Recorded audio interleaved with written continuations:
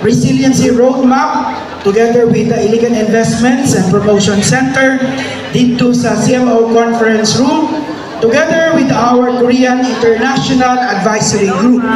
So, happy kay kita, no? Kay excited ang ating mga Korean partners of possible investments and infrastructure projects for Iligan City.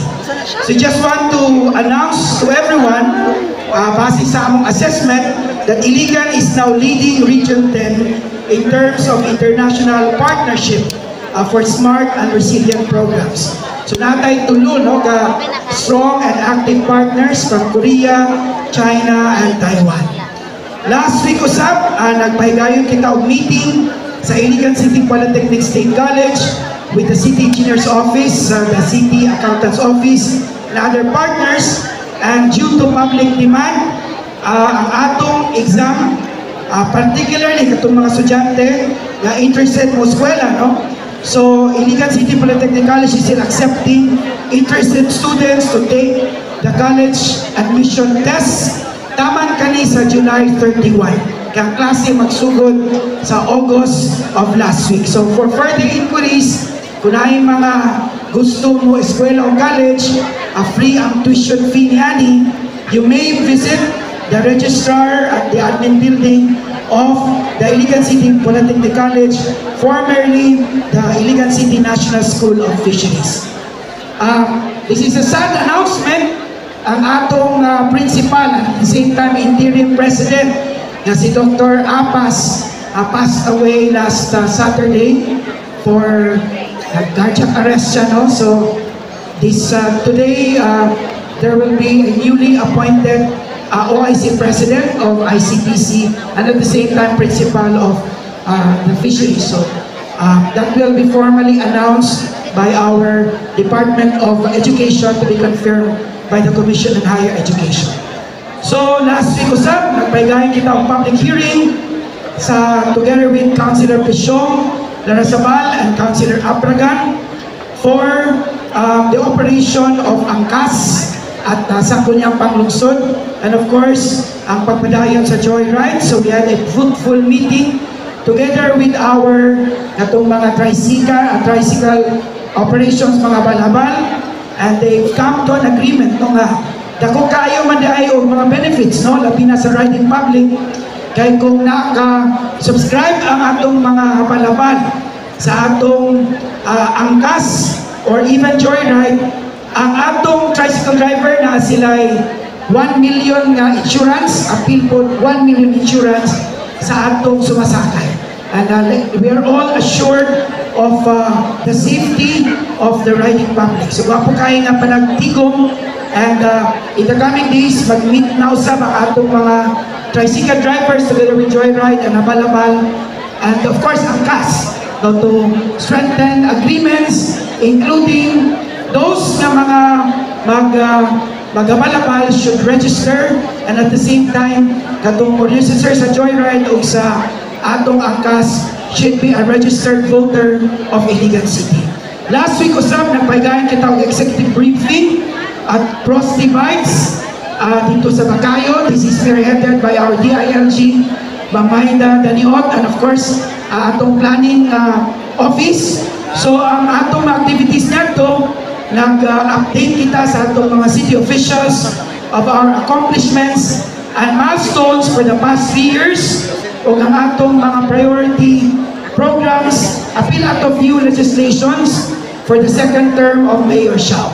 So we are so happy, and di po kayo, no, ang mga panagtigom kay nag-present man ang tanan ng mga sectors, gikan sa economic, infrastructure, padulong sa institutional, o kuman pa noong mga programs and projects, accomplishments, appeal ang atong SGLG update and other milestones for Iligan City.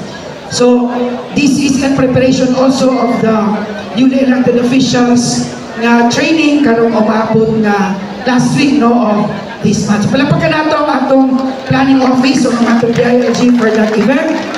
Last week usap, nagpahigayon kita o City and the LSP na strategic planning ang atong OPCR review in preparation of our city development planning workshop So mag-remind lang ko sa mga departments to please prepare your 3-year strategic plan in line with the second term of Mayor Siya. And lastly, akong i-announce, pamaniabot, no, laki tayo bisita today for a 3-day training sa atong Smart Agriculture at the Iligan Investment and Promotion Center together with UP Los Baños Saray team. This is a funded program coming from the OSC, and this is spearheaded by Mambeli, ang atong IIPC, ang atong Center for CDIIS.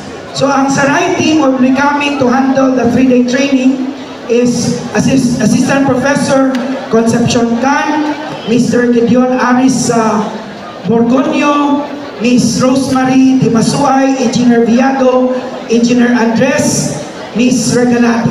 So, coming naman to sila, but later on, we'll present to them. Later, wala pa tayong time, nanana sila sa Palao. So, atong palagpakan si Mambeli for this initiative. Ang atong Saray is a smart agriculture using the satellite will map agri potentials of Iligan, ang tibok Iligan ilang i-map, and indicating unsay mga potential agricultural products to be developed. Apiliana ang pag-estimate kung pilay atong mga projected production of our agri products, and this will also be incorporated into our smart dashboard sa atong Smart City Command Center. So this is an exciting intervention for us, and we are very thankful of UP Los Baños for this partnership. In Mindanao, gamay rang ilang gipiling a partner, and Iligan is one of the beneficiaries of this smart agriculture training. And buon-buon, ato nang ma-map out no, katong mga strategic nato nga mga crops like ang atong kakao, atong coffee, ang atong uban nga mga products sa Iligan, and ang atong data will be made available even at the international market. So this is a very good initiative sa atong Smart City program with the leadership of Mayor Siya. And of course today, ang opening sa atong Halal Roadshow in partnership with DTI, ang atong OMACC, and other partners. So kung naamoy oras, bisita ka mo sa Robinson's Place. Kaya na dito atong mga exhibit sa atong mga halal na mga products of Iligan. Apinusap ang atong OCARE Arts Lecture and Workshop. Nakitay speaker ni Ani para ma-strengthen ang atong OCARE nga appreciation, apil ang atong cultural performances.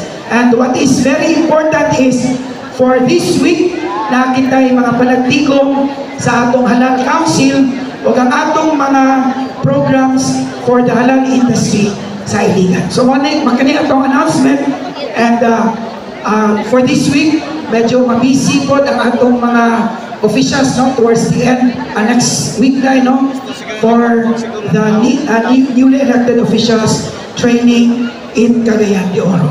So this is all for now. Daghang salamat o padayon, Asenso Iligan.